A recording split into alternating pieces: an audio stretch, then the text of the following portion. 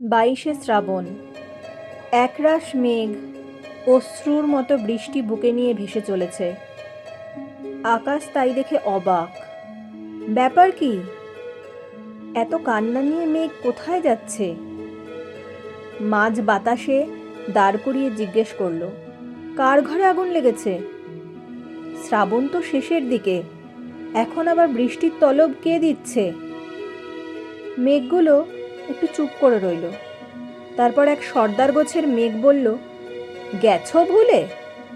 যে মানুষটা ব্যাপ্তিতে তোমার চেয়েও বিস্তৃত, যার সৃষ্টির রামধনুতে আজও পৃথিবী রঙিন, এক জীবনের বিষাদ মন্থন করে যিনি সবার বাঁচার অমৃত রসদ এনেছেন তুলে, আজই তো সেই স্বপ্ন পথিকের চলে যাওয়ার দিন। ভুলে গেছো তুমি আকাশ? এমনই এক শ্রাবণ সন্ধ্যায় পূর্ণিমা চাঁদ কত ম্লান হয়ে কেঁদেছিল, মনে নেই তা কি?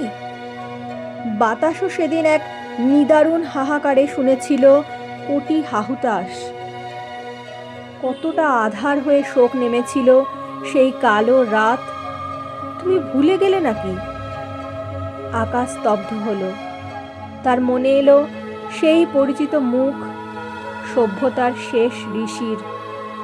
পথ ছেড়ে সে মেঘেদের বলল, যাও, পৃথিবীকে দেখাও কতটা বিষণ্ণ আজও আমাদের মন। ঈশ্বর হারানোয় আমাদের কান্নারা ঝরুক অঝরে, ধরে রূপ বৃষ্টির।